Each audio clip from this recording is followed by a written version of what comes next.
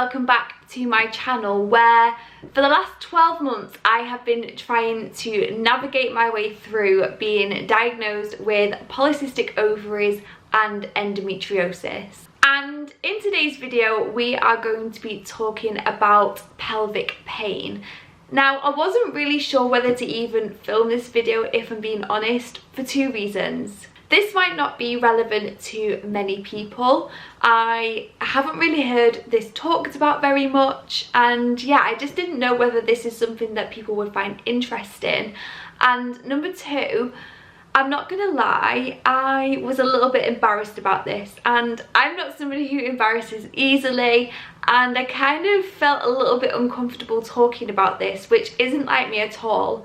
Which then made me realise that there's probably so many other women out there who maybe aren't as open as me and talk about stuff like this on the internet, who probably feel a little bit uncomfortable or embarrassed by this subject. So I thought I'd pick up my camera, I'd film this video, and even if it helps one other woman out there, then I've done my job.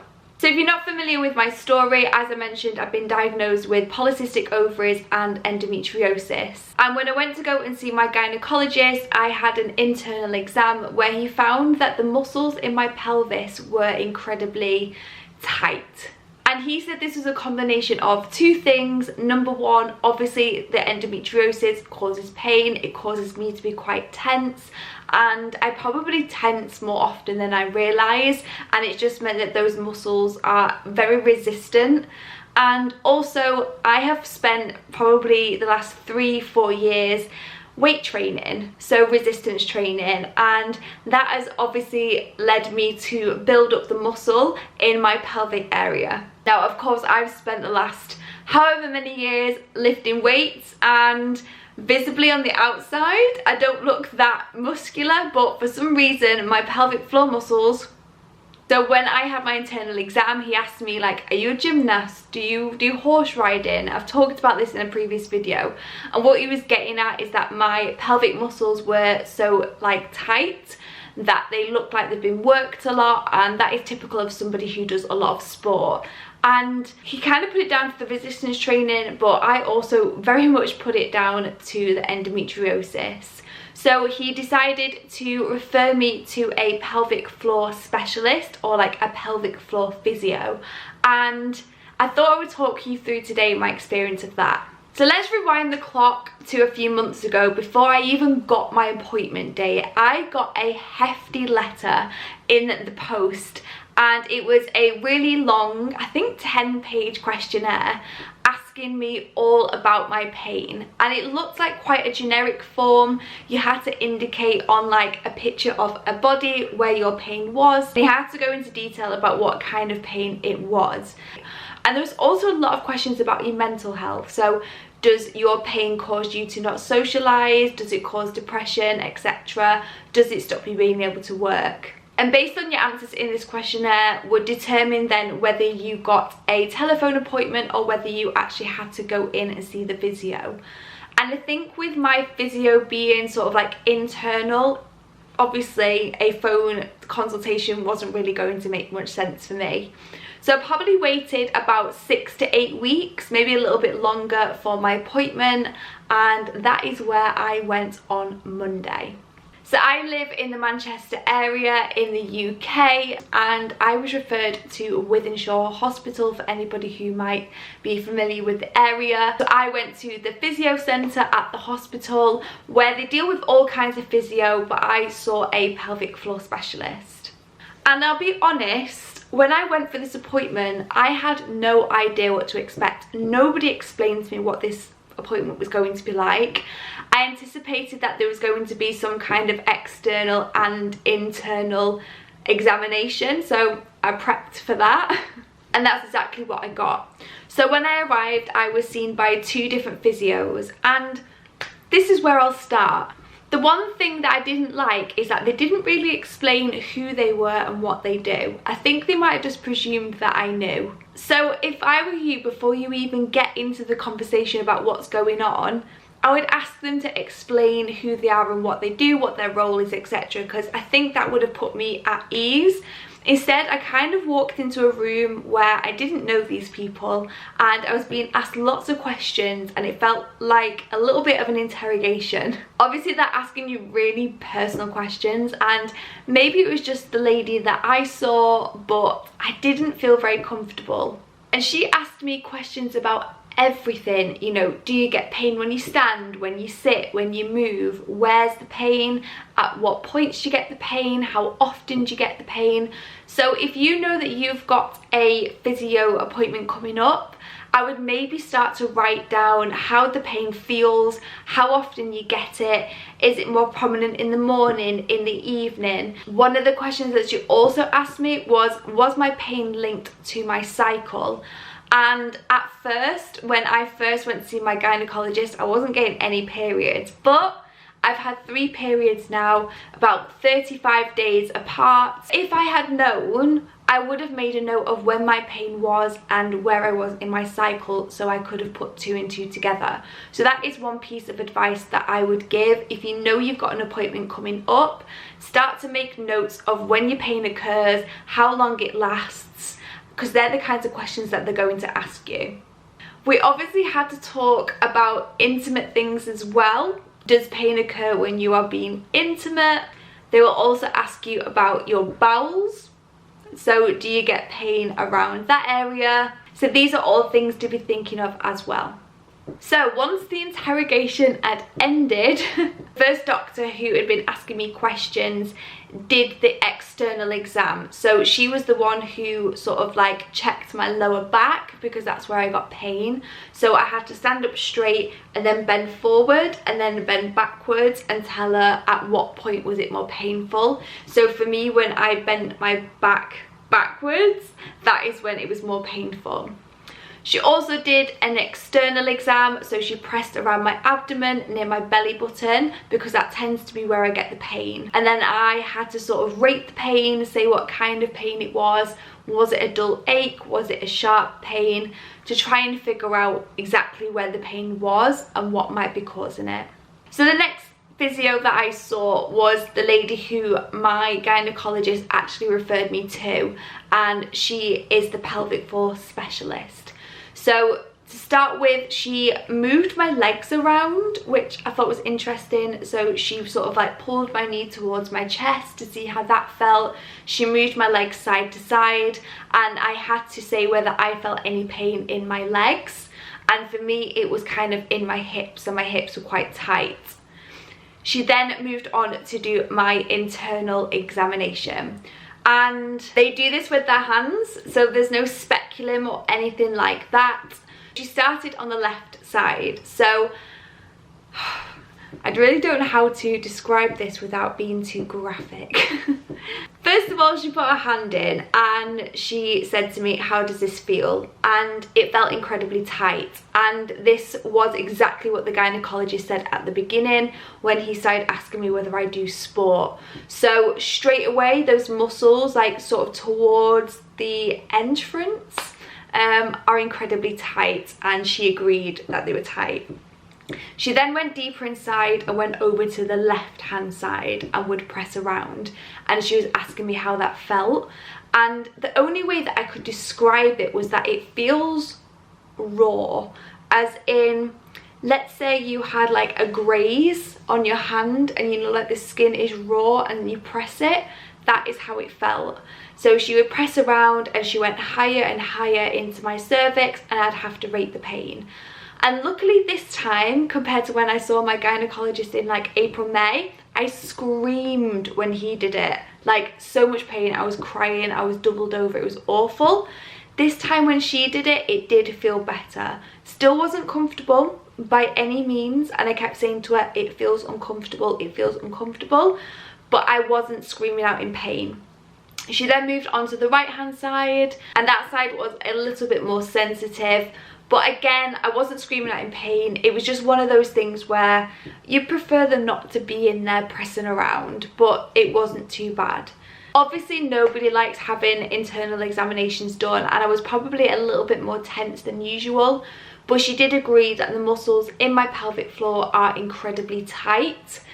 Whereas typically she might deal with women who've maybe had babies and their pelvic floor is weak and they've got to build it back up. Whereas in my case, it is so tense, tight, that we've got to basically try and teach me how to relax those muscles. Now this is where I had a bit of an issue, because it is very easy to ask me to relax those muscles. However, the endometriosis is still there and I still get pain in that area. So I don't really know whether the physio's come a little bit premature to the surgery, but I'm just going to go with it for now and do what I can in terms of the physio before my surgery, and then hopefully once I've had my surgery and hopefully some of that pain subsides, I can really get stuck into the physio. But this is where the embarrassing bit comes, because normally with women who need to sort of strengthen their pelvic floor, they'll do, you know, Kegels where they tense their muscles to build them up, or they might insert something inside where they have to like keep hold of it and tense it, and it helps to build up those muscles. Well, I've got the opposite problem. I have got to try and dilate my cervix and relax it. So I got a prescription. I am going to show you that prescription, and this is the bit that I wanted to keep to myself because it's a little bit embarrassing and keep it quiet, but for all the other women with endometriosis out there, this is for you. So I picked up my prescription this morning. It comes in a pink box, which I thought was very cute. It then even came in a little pink case, and if you know me, I love pink, so even more cute. And it came with an interesting DVD, which I'm presuming is going to tell me how to use these. So my friends, I have been given dilators. And honestly, when she said this to me and explained to me what to do and sent me some paperwork, I was a bit taken aback. Like I mentioned before, when women who've had a baby, when they're trying to strengthen their pelvic floor, I think it's called a donut. They insert the donut and they're trying to tense their muscles to keep the donut in to build up the pelvic floor. Instead, these dilators are inserted to try and teach the pelvic floor to relax when something is inside. Now, one of the problems that I have experienced is pain with tampons. So when I have a tampon in for a prolonged time, so maybe when it gets to like day 4 or 5 of my period, my body almost starts to reject the tampon. It gets very tense up there, I'm guessing because of the pain, and it doesn't want tampons in anymore. So what we're going to be doing is teaching my pelvic floor how to chill out, relax, have a glass of wine, and yeah, allow things to be inserted. Oh, this is why I really didn't want to film this video. So there are lots of different sizes of dilator. It also comes with some lubricant, which is great, which is used to gently soothe and hydrate. Always helpful.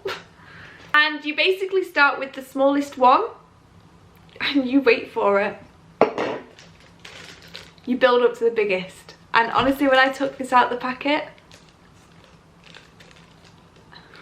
so I have been given instructions on how to do this. I've also been given guidance on like breathing techniques, exercises that I can do to relax my pelvic floor. She's also suggested that I give up the weight training, which, look, I have reduced the weight training. I am not doing as much as I was before, but to let it go completely is going to be too difficult for me. But she has suggested that I incorporate more exercise like yoga and Pilates, as I've been told before. But yeah, so we're going to be learning to relax and we're going to be using dilators to do it. Now, at this moment in time, I don't feel confident telling you how to do this because I honestly have no clue. I read the information sheet once and was so shook that I just had to put it to the back of my mind until I knew I had to go and pick this up. And she wants me to get started on it before I see her again. So I think what I remember from the information is that I have to insert it and sit for like 10 minutes and allow the muscles to relax, and only when these become easy to insert do I then increase in size? So once my muscles have learned to relax and inserting these is really simple, that is when we can begin to increase the size. So yes. Oh, I really debated whether talking about this, to be honest. I don't know, this shouldn't be embarrassing. This is it's a medical issue, the same as anything, and I had no idea that this was even a thing that women needed to learn to relax their muscles. I knew all about obviously building your pelvic floor up, but not the other way around. Basically what they've said to me is, for me to have a baby in the future, if my pelvic muscles are as they are now, it is going to be incredibly difficult for me to deliver. And when they said that to me, I realised that this is something that I really need to sort out. As much as I would love to avoid this situation and not put in the work, if I want to have a healthy baby and a healthy delivery, then this is just something that I'm going to have to do. So if, like me, maybe you have endometriosis or another issue that's caused difficulties with your pelvic floor, please know that you're not alone. Hopefully talking about the process today has given you a bit of an insight. As I say, I am waiting for another letter to go back and see the physio, but she really wants me to get started on this at home by myself before I see her again, so we can begin to see whether there is any changes in my pelvic floor and whether it is starting to relax and those muscles are starting to chill out. So yeah, there is 5 sizes of those, so she said don't be an overachiever and start going for the bigger ones. I need to start small and work my way up, and hopefully this is something that I can be working on in the run up to my surgery. I have got a consultation on the 11th of September, and then I'm hoping that I'm going to get my laparoscopy appointment not too long after that, so we can get this endometriosis sorted, we can get my pelvic floor working effectively again, and then I think we're hoping next year, if everything goes to plan, then we can start trying to conceive, especially now that I am looking good in terms of my cycles. I have had 3 in a row and I'm taking my metformin and everything's going well with that.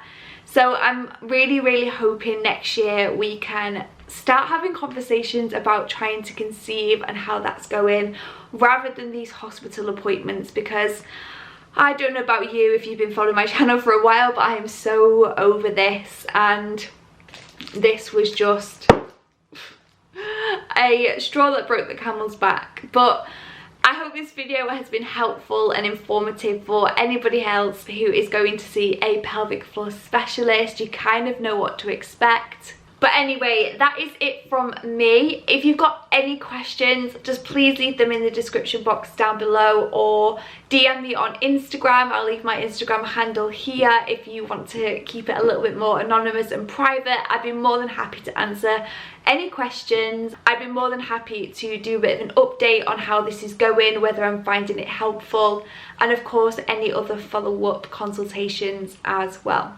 So if you want to see more from me, don't forget to subscribe, like this video if you want to see more videos like this, and I will see you in my next one. Bye guys.